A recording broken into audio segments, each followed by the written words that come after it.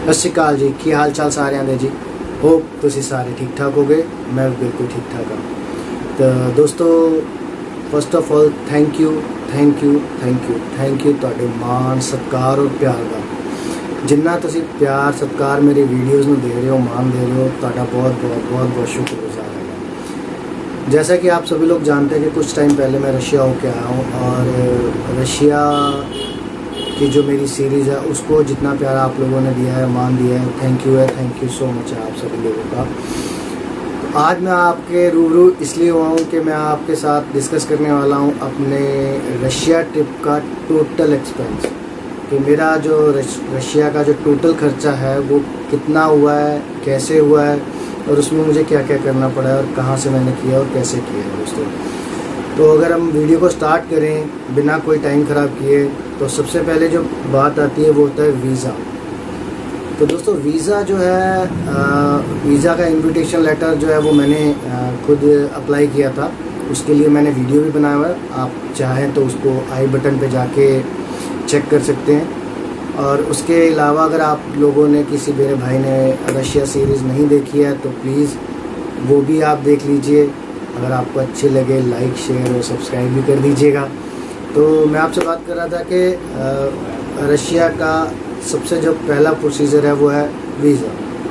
Visa कोई मुश्किल नहीं है, बहुत आसान है, कोई पेपर वर्क नहीं है, इतना हार्ड पेपर वर्क नहीं है जितना शेनेगन और दूसरी बड़ी कंट्रियों के लिए होता है।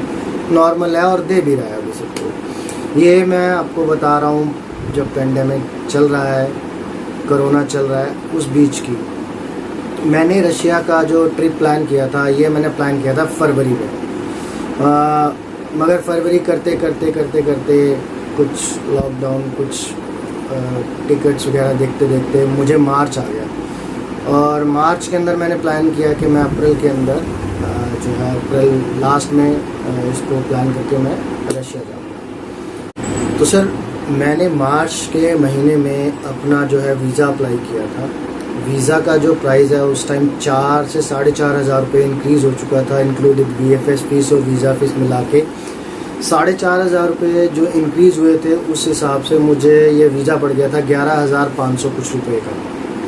तो सर ये मेरा खर्चा था वीज़ा का खर्चा हुआ सर मेरा 11,500 रुपये।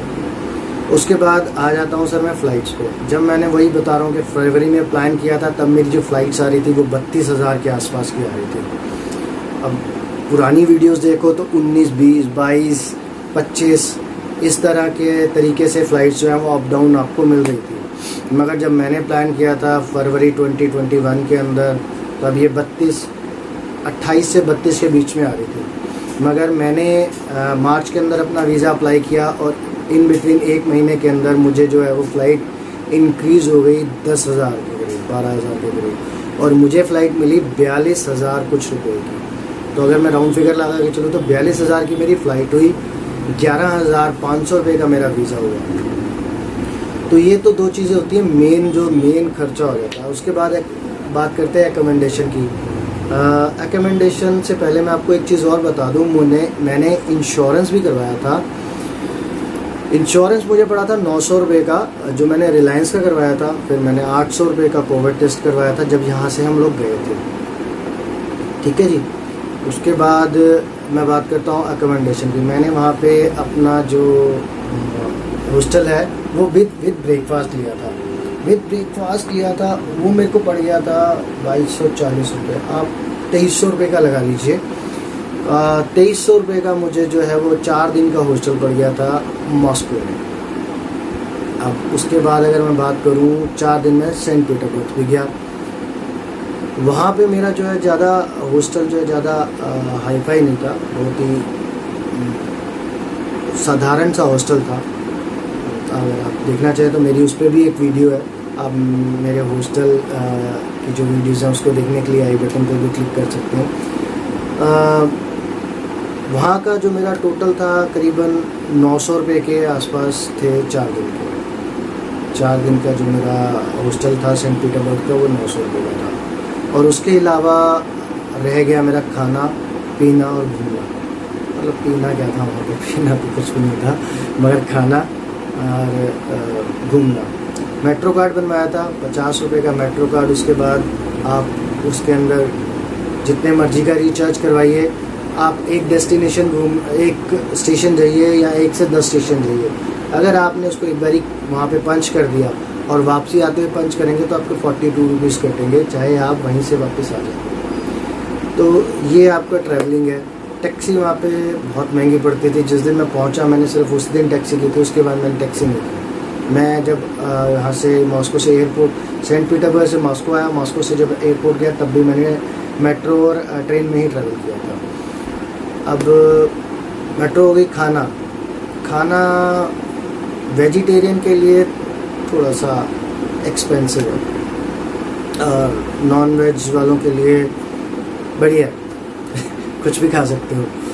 हाँ, जो बंदा कुछ भी खा सकता है, नॉन वेज में भी कई लोग मतलब कि मीट मच्छी के अलावा और कुछ नहीं खाते हैं, और कई लोग तो जो आए सो राजी जाए वाला हिसाब होता है कि भाई चाहे वो बीफ हो, चाहे वो मतलब कोई भी मांस हो, किसी का भी हो।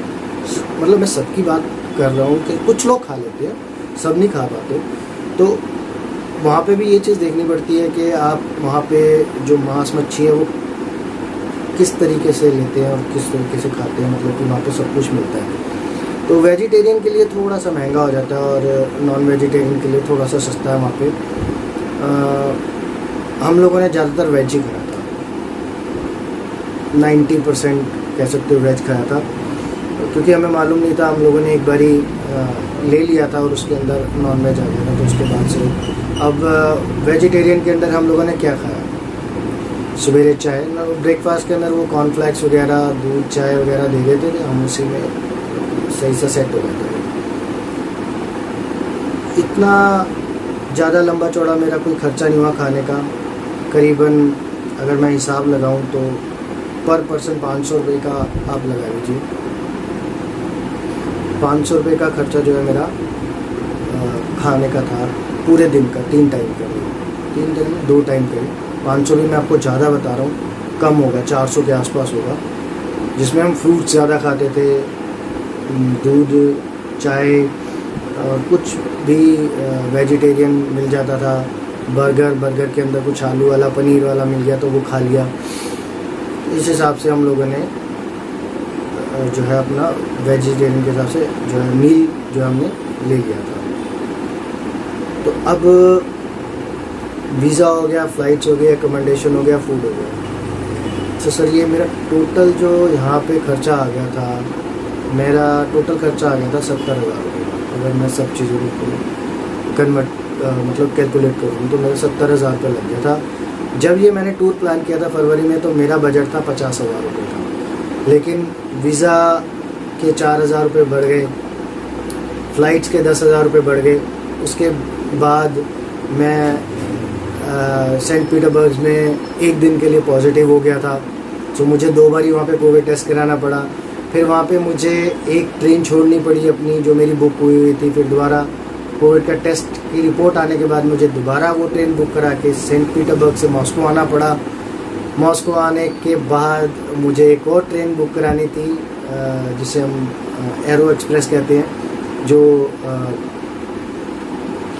आपका एयरपोर्ट से चलती है सिटी तक, वो बुक कराई।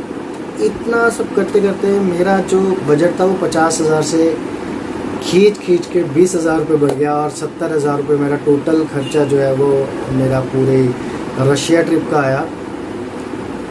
11,500 का वीज़ा, 42,000 रुपये की फ़्लाइट, 900 रुपये का इंश्योरेंस, 800 रुपये का यहाँ से मैंने कोविड कराया था, कोविड का टेस्ट कराया था यहाँ से 800 रुपये का।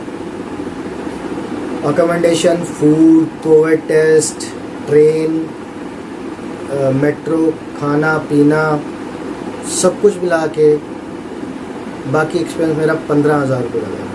15 से 16,000 रुपये के करीब मेरा जो है बाकी एक्सपेंस लगा था।